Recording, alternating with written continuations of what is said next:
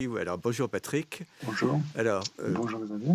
Patrick est, je vais dire en passant, connaît bien Toulouse en fait, puisqu'il y a fait son doctorat là, super héros, l'ONERA, tout ça, il connaît un petit peu à Toulouse. Et puis ensuite, il a fait un postdoc au Caltech aux États-Unis. Alors, il travaille aujourd'hui au DLR, donc l'établissement de recherche allemand, un peu homologue de l'ONERA, là, plus gros d'ailleurs, à Stuttgart, et il y dirige le département écoulement multiphasique et carburant alternatif.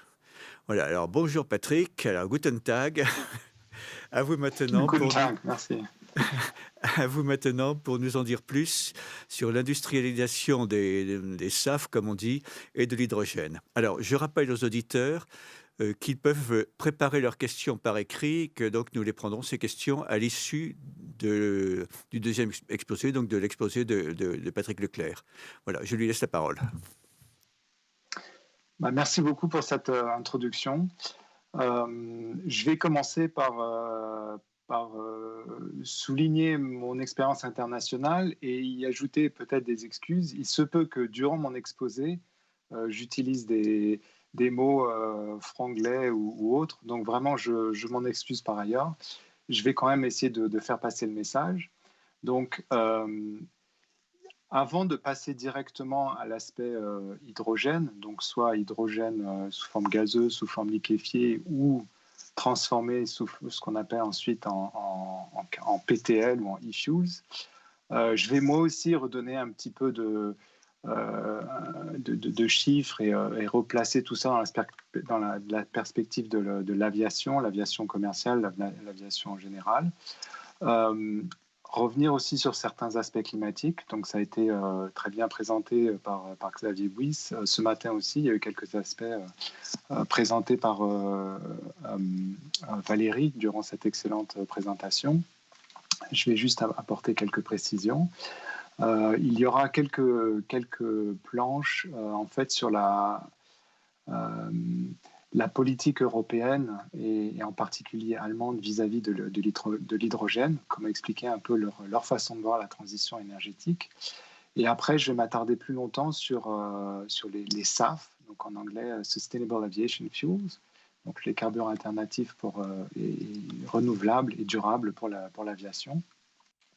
Et donc, essayer de dresser un parallèle et puis au final, je présenterai les options que nous avons choisies au sein de mon département.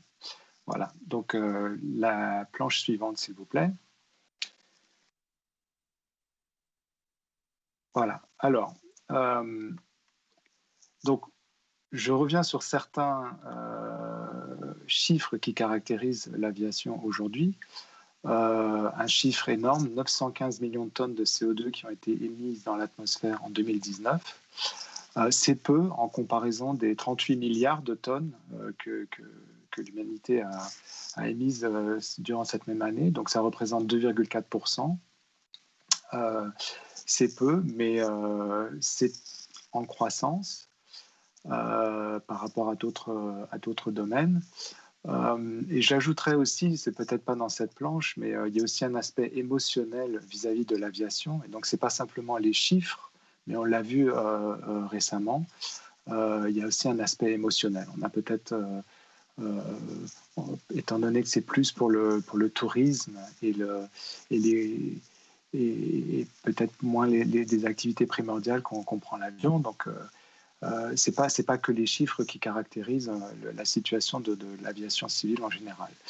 Néanmoins, ça représente 12% des transports, donc les émissions de CO2. Et ce qui est important de souligner, c'est que 80% de ces émissions de CO2 ont été émises sur des vols qui vont au-delà de 1500 km. Donc, qui sont sur un temps qu'on va allouer à notre transport. C'est généralement pas envisageable par la voiture ou par le train. Après, ce sont aussi des aspects économiques, c'est-à-dire que c'est tout un secteur de l'économie qui est basé sur l'aviation au niveau primaire ou même secondaire. Donc, c'est 4,5 millions de passagers qui sont transportés. Bon, ils vont aller d'un pays à l'autre, d'un endroit à l'autre, et tout ça, ça crée des richesses et des ressources et des emplois. Et, on a presque 90 millions d'emplois liés à l'aviation et au tourisme.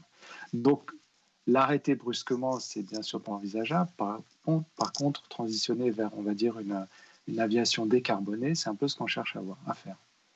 Sur la droite, il y a cette très fameuse planche. Il en existe des beaucoup plus récentes. La raison pour laquelle j'ai choisi cette planche, c'est qu'elle a presque 10 ans et que à l'époque, donc autour des années 2010-2011, presque, oui, exactement 10 ans, il y avait déjà une telle planche donc, qui nous mettait en valeur, et ça, c'est vraiment un point à souligner pour l'aviation en général. C'est ces performances, ces améliorations technologiques qui permettent en moyenne d'avoir une réduction de la consommation de carburant et donc une réduction des émissions de CO2 de l'ordre de 1,5 à 1,8% par an. Donc en cumulé, eh bien, ça donne des réductions assez impressionnantes. Malgré tout, elles ne sont pas suffisantes pour inverser la courbe et surtout pour atteindre ces objectifs que la société, que les politiques ou même l'industrie se sont fixés. Donc, comme ça a été dit au début, bon, j'ai la chance de travailler dans un institut de recherche. Donc, nous, on prend ça comme information. Et la première constatation, c'est de voir que c'est quand même des objectifs très, très ambitieux. Donc, comment pouvoir atteindre ces objectifs? Et surtout, il y a un aspect qui a été souligné dans les présentations de ce matin, c'est l'aspect cumulé. En gros, le réchauffement de la planète lié à la concentration de CO2 dans l'atmosphère, c'est un aspect cumulé et ça a des temps, des échelles de temps qui sont très très longues. Donc même si aujourd'hui, et on le voit aujourd'hui, enfin en 2020, là, il y a une réduction très substantielle du transport aérien et même du transport en général, ce n'est pas pour autant qu'on va avoir une réduction de la concentration du CO2 dans l'atmosphère aujourd'hui, enfin, dans la même échelle de temps, ça va prendre énormément de temps. Donc, tout ça pour dire que pour atteindre ces objectifs de 2030 ou de 2050, c'est aujourd'hui qu'il faut commencer, voire hier, en 2010, quand on a vu ces planches pour les premières fois, et pas en 2035, 2040, c'est aujourd'hui. Donc ça, c'est le premier point important. La planche suivante, s'il vous plaît. Merci. Donc là, je reviens un peu sur ce qui avait été dit de manière un peu plus résumée par la présentation de ce matin et de manière très, très approfondie par Xavier Buis, mais je reviens malgré tout ici sur cette planche. Donc vous voyez ici les émissions produites par un avion. Ensuite, les changements que ça induit au niveau de l'atmosphère, soit par réaction chimique, soit par changement de phase, soit simplement par la présence d'aérosols, et puis ensuite l'influence que ça peut avoir sur le climat. Donc quand vous brûlez du carburant dans l'air, donc il y a de l'azote et de l'oxygène qui sont mélangés à votre hydrocarbure, et ça produit du CO2 et de l'eau, de la vapeur d'eau d'abord, et puis quelques émissions polluantes. Alors, je reviens quand même sur le fait qu'une turbine à gaz va utiliser plus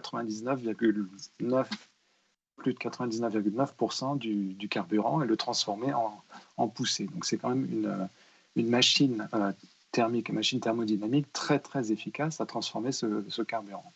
Malgré tout, il reste des émissions polluantes qui vont être transformées dans l'atmosphère. Donc, on a vu le CO2, bien sûr, il y a la vapeur d'eau. Et là, je souligne que ce soit si on brûle des hydrocarbures ou de l'hydrogène dans le futur, ces émissions d'eau seront en haute altitude, seront toujours là. Il y a ensuite ces oxydes d'azote que Xavier Buis a mentionné aussi plus tôt, qui sont émis, surtout dans les moteurs à haute température. Les composés volatiles organiques, donc souvent des imbrûlés. Il y a également des oxydes de sulfure, et des particules de suie.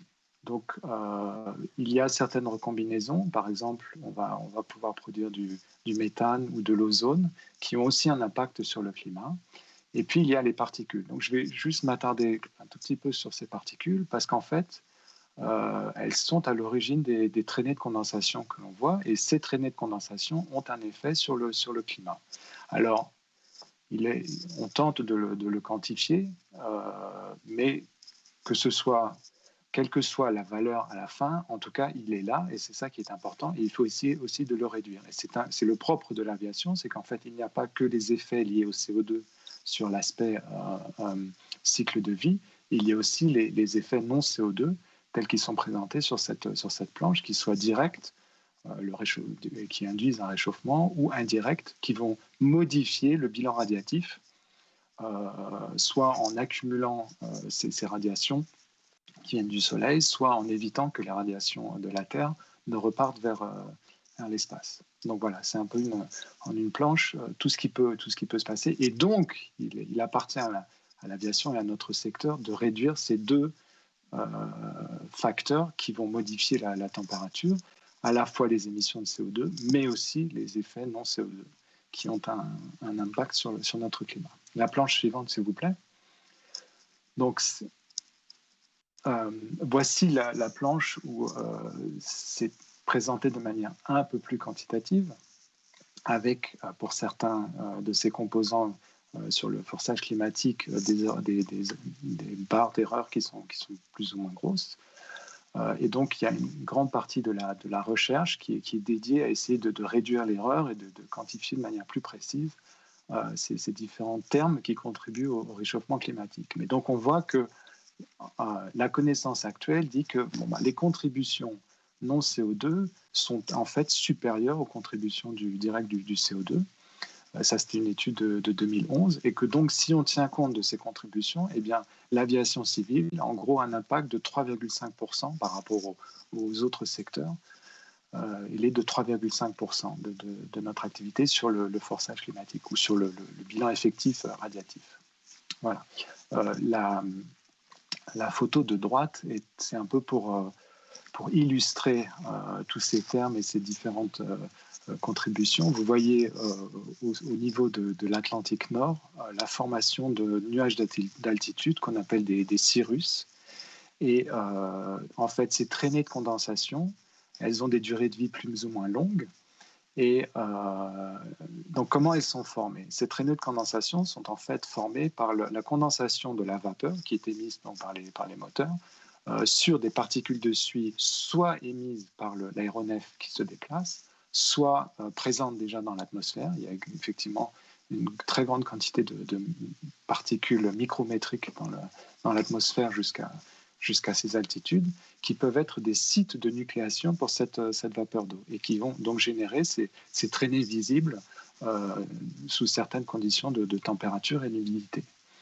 En fonction de leur durée de vie et à nouveau des conditions de température et d'humidité à ces altitudes-là, eh bien, ces traînées de condensation vont entraîner la formation de cirrus, mais cette fois-ci artificiels, qui ont été générés par la traversée de l'atmosphère, la traversée d'un aéronef dans cette zone. Et ça peut se répandre et donc couvrir une surface très importante et ainsi modifier le bilan radiatif. Et donc ces études montrent que le bilan au final est positif dans le sens plus, c'est-à-dire que c'est une augmentation de la température au niveau du bilan. Voilà. La planche suivante, s'il vous plaît. Merci. Donc j'en viens maintenant à justement cet aspect hydrogène. Donc je vais commencer en fait par la définition ou la déclinaison allemande de la transition énergétique pour ensuite arriver à l'hydrogène. Donc qu'est-ce qu'on appelle transition énergétique? Eh bien, c'est passer de ces machines qu'on utilise et qui justement utilisent de l'énergie, eh bien, au lieu que cette énergie soit fossile, qu'elle soit maintenant durable et renouvelable. Et donc, ça peut être l'énergie éolienne, l'énergie solaire, l'hydroélectricité, qui est beaucoup plus ancienne et qui fonctionne très bien. Il y a des technologies plus récentes, des énergies marémotrices ou d'autres. Il y a bien sûr aussi l'énergie nucléaire avec d'autres problèmes et d'autres controverses, mais en fonction des pays et des régions. Donc chacun va adopter ses solutions. Mais en tout cas, la transition énergétique est un concept qui est en place depuis maintenant grand nombre d'années en Allemagne, et ça va permettre de continuer à vivre, mais en utilisant une énergie plus propre, dont on va pouvoir garantir la livraison, et surtout qu'il soit durable. Alors, les pays européens en général et les pays développés ne vont pas utiliser simplement l'électricité telle qu'elle peut être produite par ces sources renouvelables, mais d'autres formes de vecteurs d'énergie qui sont soit sous forme liquide, soit sous forme gazeuse. Et donc, on ne peut pas tout stopper. Il va falloir, même si on produit de l'électricité de manière renouvelable, il va falloir pouvoir soit la stocker, soit la transformer pour pouvoir utiliser d'autres formes de vecteurs d'énergie. Et donc, l'hydrogène est un de ces vecteurs. Il n'y a pas de source propre d'hydrogène. Elle va d'abord être formée par l'électricité ou par d'autres formes, même la biomasse, comme l'a dit Philippe précédemment. Et puis ensuite, c'est à nous de choisir dans quel secteur, dans quel mode de transport il est le plus approprié d'utiliser cet hydrogène, ou sinon de continuer de la transformer pour peut-être la transporter, la stocker et l'utiliser de manière un peu plus efficace ou sûre. Donc, en fait, la question, c'est pas est-ce que l'hydrogène va venir. Nous pensons à la fois en Allemagne et je pense aussi au niveau européen que l'hydrogène fera partie du panel de ces énergies qui sont à notre disposition, mais donc ce sera sous quelle forme. Donc vous avez sur la droite trois illustrations qui sont propres à mon organisme de recherche. On montre qu'on sait produire déjà de l'hydrogène. Donc là, c'est un projet européen, en fait, Hydrosol, où l'hydrogène est produit par une réaction thermochimique, donc dans un CSP, Concentrated Solar Park. Vous allez focaliser l'énergie solaire vers un réacteur qui a un milieu poreux catalytique et qui va donc vous permettre de transformer l'eau en hydrogène et oxygène. Donc vous séparez les deux et ainsi de suite. Ainsi, vous pouvez produire de l'hydrogène. C'est un exemple. Philippe a cité précédemment l'électrolyse, j'y reviendrai aussi plus tard. C'est un autre moyen, donc à partir d'électricité qui pourrait être produite par des panneaux photovoltaïques, produire à nouveau de l'hydrogène. Donc ça, c'est un aspect qui est étudié dans beaucoup de centres de recherche, en particulier au DLR. Et ensuite, la façon de l'utiliser dans l'aviation, il y en a plusieurs. Donc ça peut être l'utiliser à bord d'un aéronef, mais en utilisant des piles à combustible pour transformer cette énergie en électricité et donc ensuite en énergie propulsive à l'aide d'un moteur électrique. Donc ici, il y a des vols qui ont été faits d'abord à 2 places et maintenant à 4 places pour montrer que c'est faisable. Après, dans l'avenir nous dira jusqu'à quelle échelle ceci est faisable, parce que ces piles à combustible sont bien sûr très, très lourdes. Et l'autre option, c'est aussi de brûler directement l'hydrogène. Donc déjà de le stocker, de le transporter, de le stocker à bord d'un aéronef et ensuite de le brûler. Donc là, il y a un exemple, sont des flammes à base d'hydrogène pur. Donc ça, ces différents aspects sont étudiés au sein du DLR. Dans mon département, on a choisi une autre voie. Donc, au niveau amont, nous allons voir comment produire un hydrocarbure, mais sur la base d'hydrogène, donc d'électricité produite de manière renouvelable et ensuite d'hydrogène, et puis de CO2 prélevé dans l'air pour produire ces fameux PTL, Power to Liquid. Donc ça, c'est l'aspect amont. Et en aval, l'utilisation des SAF, Sustainable Aviation Fuels, donc ces carburants durables pour l'aviation. Donc ça va être un peu autour de ces deux axes que va s'articuler le reste de la présentation. La planche suivante, s'il vous plaît. Alors, pour situer le tout, donc là, je m'attarde un peu sur le SAF, donc ces carburants renouvelables pour l'aviation. Bien que cette fameuse planche que j'ai présentée, ce fameux plot, il a presque 10 ans maintenant, et donc il y a eu une sensibilisation et même une sonnette d'alarme pour l'aviation qui a été tirée il y a presque 10 ans en disant bon, c'est maintenant qu'il faut se mettre à produire ces carburants qui vont nous permettre de décarboner ou de défossiliser l'aviation. Et ben, en fait, nous en sommes aujourd'hui à 0,1% de ces carburants qui sont disponibles sur le marché, ce qui est très très peu. Et donc ça, mis en parallèle avec les différents objectifs, donc certains qui sont maintenant des lois, par exemple en Norvège, c'est une loi, donc avec 0,5% en 2020, donc c'était hier, et en 2030, 30%, et puis dans d'autres pays, ce sont des ambitions ou c'est en projet. Donc vous voyez différents chiffres à l'écran. Ce qui est important de souligner ici, c'est en fait la différence entre certains objectifs qui sont assez agressifs sur une courte période, d'autres qui sont peut-être beaucoup moins, comme en France ou en Allemagne.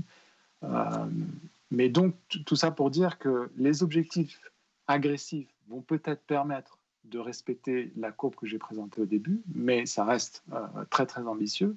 Et les autres, qui sont peut-être moins agressifs, ne nous permettront pas de toute façon, en tout cas pour le secteur de l'aviation, d'adhérer à cette courbe. Donc il faut, malgré tout, il faut faire quelque chose parce que comme c'est montré dans cette planche, nous en sommes qu'à 0,1%. La planche suivante, s'il vous plaît. Donc, qu'avons-nous aujourd'hui comme carburant alternatif à disposition et qui permettrait donc d'infléchir cette courbe et d'atteindre ces objectifs que la société nous a fixés. Donc il en existe 8 différents qui ont été certifiés, approuvés pour l'utilisation dans l'aéronautique. Alors ici, il y a deux choses qui sont présentées.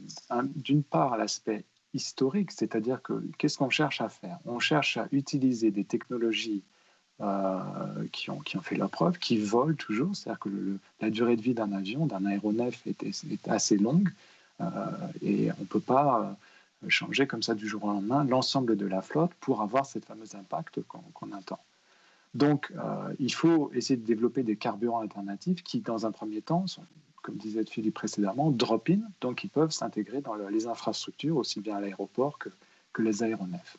Donc ça, c'est le premier objectif. Et ça, c'est fait par tout un système de tests qui est très coûteux en temps et aussi en finances.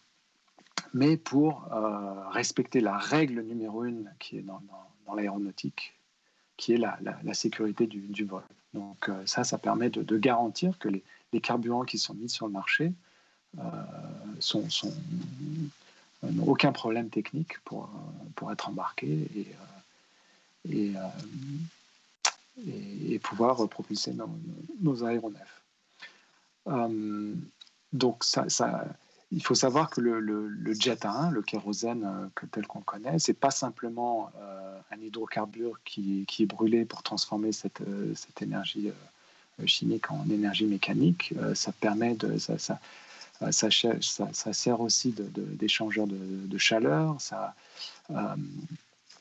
C'est vraiment ça. C'est pratiquement 80% de l'aéronef va utiliser ce carburant, ce liquide très performant. Donc on ne peut pas le changer comme ça du jour au lendemain. Un exemple, il serait hors de question de mettre de l'éthanol dans un avion, bien que ça fonctionne très bien sur les véhicules terrestres. La planche suivante, s'il vous plaît. Donc une fois qu'on sait qu'il existe maintenant 8 carburants alternatifs qu'on peut utiliser, et il y en a d'autres dans le pipeline qui vont être envisagés, qui vont être étudiés et qui vont peut-être être approuvés. Il nous appartient d'étudier leurs propriétés, de voir pourquoi ces carburants en particulier peuvent substituer le jet à 1 classique et fossile, et peut-être dans un avenir relativement proche, essayer de euh, vraiment d'optimiser ces carburants et de maximiser tous les avantages que peuvent apporter ces carburants synthétiques. Parce qu'en fait, maintenant, ce n'est pas un produit qui nous est donné par la nature et qu'on appellerait fossile, c'est un produit que nous allons synthétiser nous-mêmes et qui peuvent nous ouvrir peut-être plus de marge de manœuvre sur la partie optimisation et amélioration des performances, réduction des émissions. Donc ça, c'est un peu en une planche ici, bon, c'est vraiment condensé et résumé, mais ça présente ce qu'on se fait au sein du laboratoire dans lequel je travaille. Donc on regarde la composition des carburants, on regarde les propriétés de ces carburants.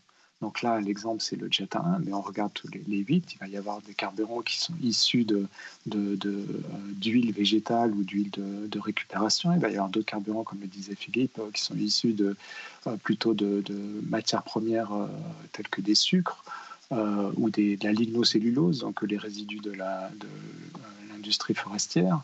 Et chacun a ses particularités. Chacun va rentrer on va dire dans une gamme de compositions bien définies, mais malgré tout, ça donne des propriétés certaines fois très similaires et d'autres fois un peu différentes.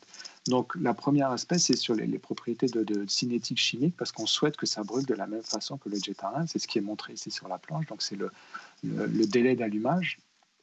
Et en fait, on voit que même si on prend une composition qui est relativement différente du Jet A1, et ben, si on reste bien dans cette gamme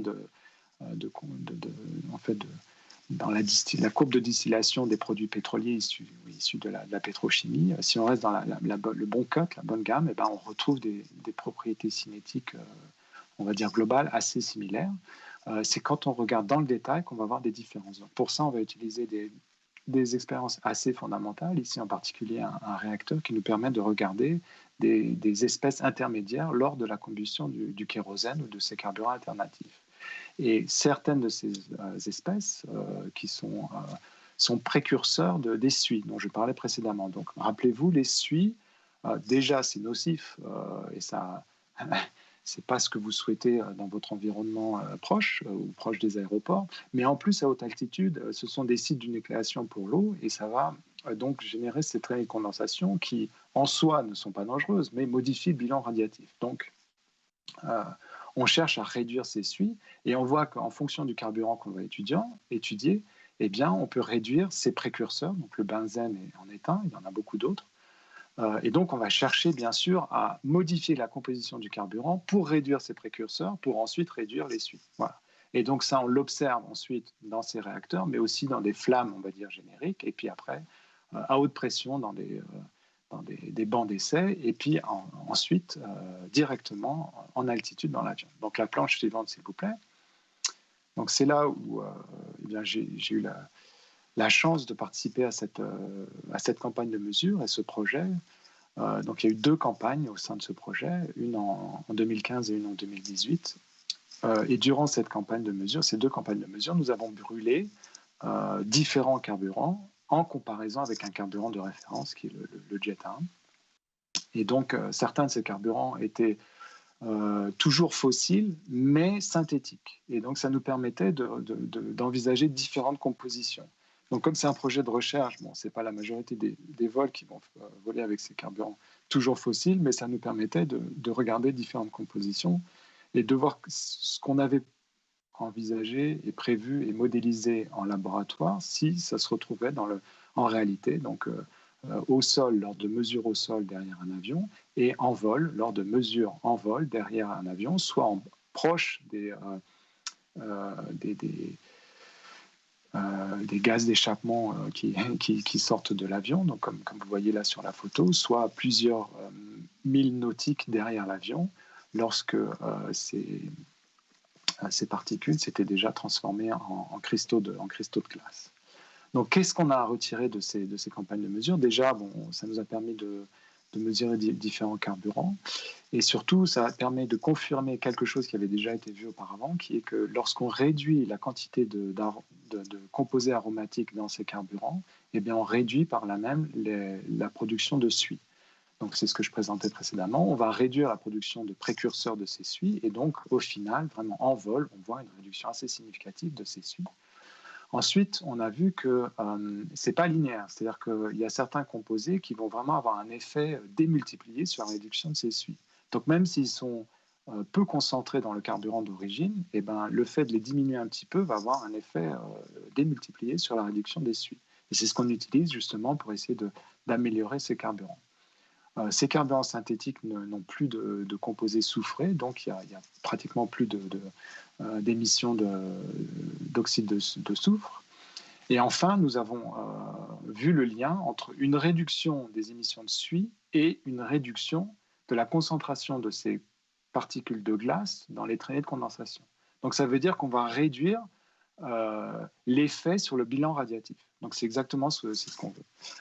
La planche suivante, s'il vous plaît. Je reviens là, plus en particulier sur la deuxième campagne de mesure. En fait, nous avions étudié deux carburants durables, basés sur le HEFA, Hydrotreated Esters and Fatty Acids. Donc, un de ces carburants avait un mélange 50-50, pratiquement, 49% de HEFA et 51% de Jet A1, et puis l'autre, 30%. Eh bien, malgré que le deuxième carburant, ce qui est noté ici sur la planche, SAJF2, avait que 30% de ce carburant alternatif, il a quand même permis de réduire encore plus les émissions de suie en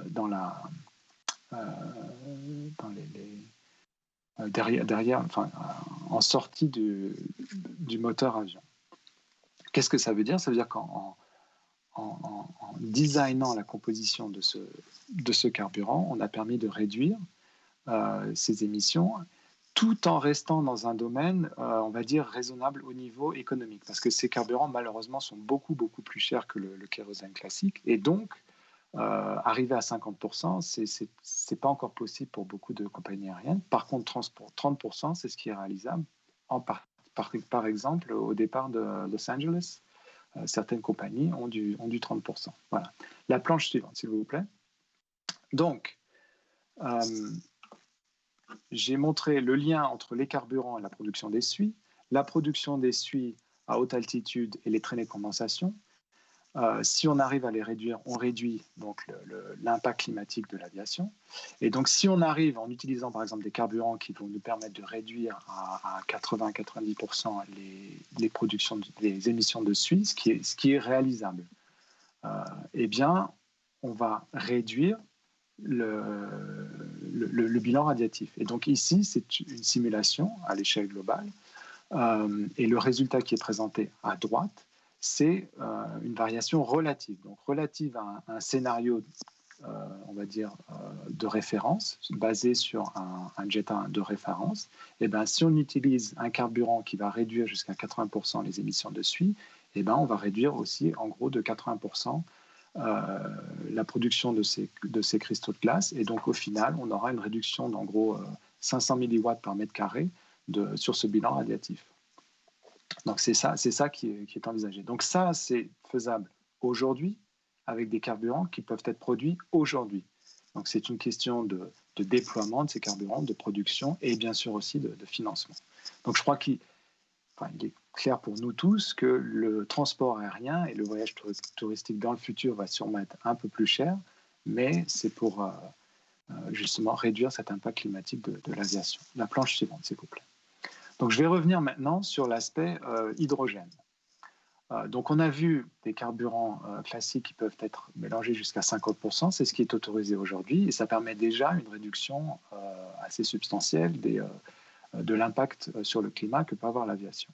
À très court terme, je pense qu'il sera aussi faisable d'utiliser ces carburants synthétiques à 100%, avec tous les avantages que ça peut amener, aussi bien la réduction au niveau du CO2 sur le cycle de vie, mais aussi sur toutes les émissions dont je viens de parler. Et dans un futur plus ou moins proche, l'utilisation de l'hydrogène. Donc là, c'est les deux options. Soit l'hydrogène, on le brûle directement. Ça va bien sûr, ce qui a été présenté précédemment, engendrer des différences sur le moteur, mais aussi sur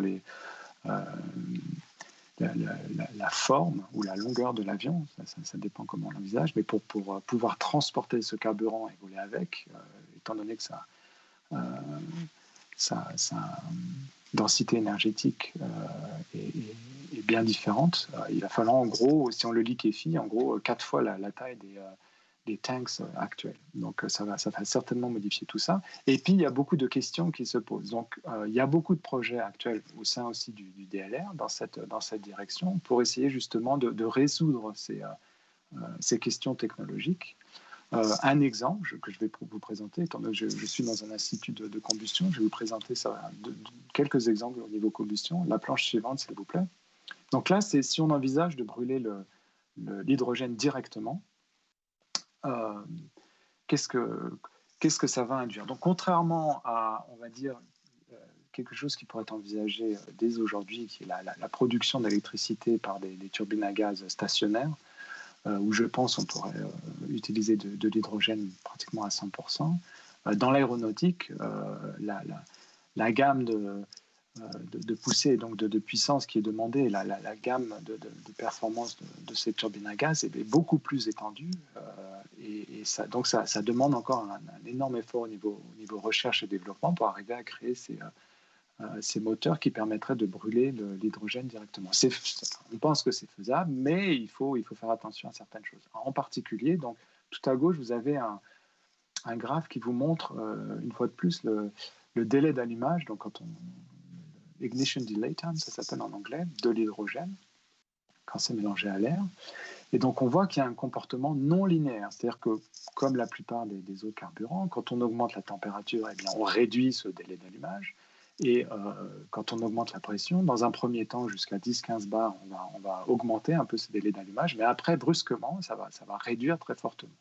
Et donc, pour arriver à produire et designer une technologie, un moteur qui peut faire avec ces propriétés un peu particulières de l'hydrogène, c'est relativement compliqué. Alors, il y a ici des exemples sur les photos de droite, un exemple de flashback. Donc, ça veut dire que le carburant va revenir dans les injecteurs, même si c'est des injecteurs gazeux, ce qui peut être dangereux et endommager le moteur. Et puis aussi, il y a une façon différente de stabiliser la flamme, qui peut être peut-être trop précoce et trop proche de l'injecteur. Donc tous ces aspects-là sont bien sûr, ça peut être réglé, mais c'est quand même des questions à voir. Et ça n'est que l'exemple de la combustion. Dans beaucoup d'autres domaines, comme le stockage, c'est quand même un carburant qui brûle bien et très vite. Donc il faut faire attention. Il y a des aspects de sécurité qu'il faut envisager. Et donc il va falloir d'abord régler tout ça avant de pouvoir vraiment voler avec ce carburant. Donc c'est pour ça que la planche suivante, s'il vous plaît, nous souhaitons travailler pour le moment plutôt vers l'utilisation de l'hydrogène, mais pour produire un hydrocarbure liquide qui va nous permettre d'utiliser les infrastructures actuelles, à la fois au niveau du transport, du stockage et de l'utilisation des carburants. Donc, je vous ai présenté précédemment la politique allemande qui concerne l'hydrogène. Donc, il y a toute une stratégie qui va être développée autour de l'hydrogène, et en particulier pour certains modes de transport, comme l'aviation, qui n'a vraiment pas d'alternative. En tout cas, sur le long courrier, nous ne voyons pas d'alternative, en tout cas jusqu'à 2070. Et probablement aussi pour le transport routier et le transport maritime, transport routier type camion. On voit très peu d'autres alternatives. Donc ces carburants vont être utiles. Donc il y a une forme dans cette stratégie allemande qui concerne l'hydrogène, il y a une forme de mandat qui est de prévoir presque 2% jusqu'en 2030 de ces PTL pour l'aviation. Donc ce qu'il existe aujourd'hui, c'est qu'il y a les différents composants nécessaires à la production de ces PTL, Power to Liquid Fuels, existent à différents niveaux de maturité, différentes échelles. Il existe des unités pilotes, donc qui vont permettre de produire jusqu'à quelques kilogrammes par jour, dont certaines en Allemagne, je les ai vues, ça fonctionne. Mais c'est vrai qu'il va falloir maintenant amener cette technologie au niveau d'un démonstrateur pour ensuite pouvoir aller jusqu'à l'échelle de la commercialisation en répondant aux différentes questions technologiques et défis qu'il y a sûrement sur le chemin. Alors qu'est-ce que ça demande ou pourquoi ça ne s'est pas encore fait? Bien, évidemment, ça demande beaucoup d'investissement. Il y a un marché qui n'est pas clair. Donc ça, c'est peut-être une remarque générale sur les carburants alternatifs. Et ça explique aussi ces 10 ans de latence, en fait. C'est-à-dire que les, les, les gros producteurs qui auraient pu s'y mettre dans les 10 dernières années attendaient un peu une vision à long terme au niveau des mesures politiques d'encouragement et de soutien pour ces carburants et pour ces énergies renouvelables. Et ce n'était pas clair jusqu'à il y a quelques années. Donc là, ça s'éclaircit. Et je pense qu'il va y avoir de forts investissements dans ce domaine-là. Le dernier point qui est mentionné ici, c'est que jusqu'à présent, les raffineurs voyaient le kérosène plutôt comme un produit dérivé. Il se peut qu'il y ait une transition. Donc c'est un scénario envisageable pour que certaines unités de production soient dédiées à certains secteurs. Ou en tout cas que le raffinage classique du pétrole brut soit fait de manière différente et que donc les produits qu'on voit ou aussi l'analyse économique de ces produits soit un peu différente. La planche suivante, s'il vous plaît. Donc, là, il y avait beaucoup de texte. Donc, je reviens sur une planche où il y a un peu des graphiques. Et c'est pour comparer les prix. Donc, certaines technologies basées sur la biomasse que l'on peut planter et cultiver, ou la biomasse plutôt de type déchets bio-organiques. Donc ça, ce sont les HEFA, donc Hydrotreated Esters and Fatty Acids, ce qui est appelé ici gasification, puis FT. FT, c'est pour Fischer-Tropsch. Et gasification, ça va être justement ces déchets municipaux et organiques qui vont être gasifiés et dont le gaz de synthèse qui est issu de la gasification peut être utilisé dans un processus qu'on appelle Fischer-Tropsch pour justement produire ces hydrocarbures. Enfin, alcohol to jet, donc on va dire de la biomasse de type tous les produits sucrés peuvent être transformés en différents alcools. Éthanol le plus connu, mais ça peut être aussi du butanol ou de l'isobutanol. Et par processus de transformation peut être transformé en jet fuel. Et enfin, le power to liquid. Donc il est évident qu'aujourd'hui, le prix, déjà il n'y a pas la quantité, et puis le prix est exorbitant d'un PTL. Mais ce que je souhaite souligner ici, dans la colonne de 2020, il est nécessaire de passer par ces unités pilotes et ces unités de démonstration pour justement ensuite passer à une plus grosse échelle. Et on voit qu'après, sur ce scénario, donc c'est produit par McKinsey & Company, et ça a été demandé par le World Economic Forum, on voit que le scénario prédit une réduction du prix. Et après, en fonction du prix de référence qui est celui du jet, on voit qu'il peut y avoir un marché. La planche suivante, s'il vous plaît. Donc, je vous ai montré comment nous faisons des recherches sur les différents SAF qui existent, donc ces carburants alternatifs.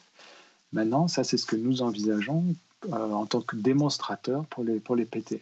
Donc, c'est à l'étude, enfin, c'est sous forme de pré-étude pour l'instant, à laquelle nous participons avec deux autres partenaires, une entreprise d'ingénierie qui s'appelle John Brown Wust et l'Université technique de Hambourg. Et donc en partenariat avec le support du ministère des Transports et de la Digitalisation, nous faisons cette pré-étude justement pour voir quels seraient les composants à sélectionner pour aller vers un démonstrateur qui nous permettrait de produire jusqu'à 10 000 tonnes par an. Et ça, une fois que ce démonstrateur sera en place, on pourra ensuite étudier l'intégration de ces différents composants. Donc c'est ça qui est important, c'est que l'électrolyseur, il existe, les réacteurs pour conditionner les différents produits, les gaz de synthèse, ça existe. Des réacteurs pour la transformation de type Fischer-Tropsch, ça existe. Et puis tout le downstream, donc la raffinerie classique, ça existe. Mais ça, intégré, et surtout, le plus important, euh, lié à une source d'énergie renouvelable intermittente, comme l'énergie éolienne ou photovoltaïque, cette intégration va être vraiment l'aspect essentiel de ce démonstrateur. Il y aura aussi, bien sûr, des études techno-économiques et puis de l'optimisation du produit. Donc, le premier objectif, c'est le kérosène, mais bien sûr, il y aura des produits dérivés, surtout voir comment les utiliser. En parallèle de ce démonstrateur, il y aura aussi un module de recherche dans lequel nous pourrons étudier peut-être des composants moins matures dans le sens technologique, mais avec plus de potentiel au niveau performance et surtout rendement. La dernière slide, s'il vous plaît. Voilà, donc voilà ici un peu à quoi ça peut ressembler. Ça, c'est ce qu'on appelle le démonstrateur. Donc, ce qui est important, et c'est pour ça que vous le voyez sous forme de morceaux de puzzle, c'est que ces différents modules sont interchangeables. C'est-à-dire qu'il va y avoir pas simplement un opérateur et une entreprise, enfin un institut de recherche, mais plusieurs qui pourront venir tester leurs différents composants. Donc vous avez les sources d'énergie renouvelable à gauche, de différentes sortes, et puis ensuite la première transformation pour produire une source soit de monoxyde de carbone si on va vers le Fischer-Tropsch, donc à partir du CO2. Le CO2 il est envisagé pour le démonstrateur, pas forcément la capture directe de l'air, mais plutôt une source de type, du biogaz. Donc le biogaz va être utilisé autre part, mais la production de biogaz génère du CO2 qui est renouvelable. Donc ça, ce serait une première source. Ensuite, un réacteur de type RVGS, Reverse Water Gas Shift. Je ne sais pas comment on dit en français. Mais en fait, ça transforme le CO2 en monoxyde de carbone en utilisant une partie de l'hydrogène et cet hydrogène a été produit par l'électrolyseur. Dans un premier temps, c'est l'électrolyseur simple, c'est-à-dire production à partir de l'eau d'hydrogène. Dans un second temps, il est envisagé de faire de la coélectrolyse, donc du CO2 et de l'eau qui vont produire directement le gaz de synthèse, donc le CO et l'hydrogène. Et ensuite, soit une route de type Fischer-Tropsch, dont j'ai déjà parlé, soit une route de type méthanol, qui est intéressante parce qu'elle n'a pas besoin de monoxyde de carbone, elle peut utiliser directement le CO2 et l'hydrogène. Et enfin, toute la partie aval, que je classifierais de relativement classique. Il y a encore beaucoup de questions, mais tout ce qui est certification, tout ce qui est raffinage et utilisation. Voilà. La planche suivante, s'il vous plaît. Donc, j'ai essayé de vous présenter un peu dans le contexte de l'aviation comment utiliser l'hydrogène, que ce soit sous forme directe avec la combustion d'hydrogène direct, soit transformation de cet hydrogène en on va dire un carburant plus classique à partir du PTL, qui nous permettrait d'utiliser les infrastructures existantes et donc d'agir aujourd'hui sur ces fameux objectifs que je considère très ambitieux, qui sont de réduire jusqu'à 2050 les émissions de CO2 de l'aviation en particulier, mais je dis tout secteur va y contribuer. Donc ça, c'est la route que nous allons envisager au sein de mon département. Merci beaucoup de votre attention. Ah, merci Patrick. Merci Patrick pour ces éclaircissements sur notre capacité à produire des carburants défossilisés. Il y a un boulot énorme qui est en train. C'est très impressionnant ce que vous nous avez montré. Et puis au passage, vous nous avez montré des choses que, j'avais à dire, je n'attendais pas spontanément dans votre exposé, qui était l'action de certains de ces carburants synthétiques sur les contrails. Ça, c'est vraiment bon à prendre.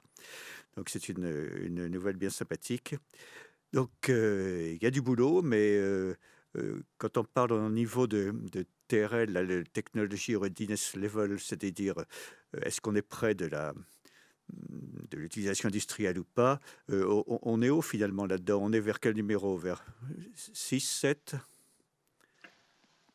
Vous parlez des SAF. Des SAF, oui, oui. Ah oui, bah on est à 9. On peut les Oui. utiliser. C'est juste qu'il n'y a pas la quantité nécessaire. Et sans ça, Voilà, c'est ça. Voilà, c'est ce que je voulais vous faire dire. On est ouais. très haut. Il n'y a pas la quantité nécessaire. Il faut faire maintenant construire des pilotes qui vont montrer comment on peut faire de vraiment grosses usines.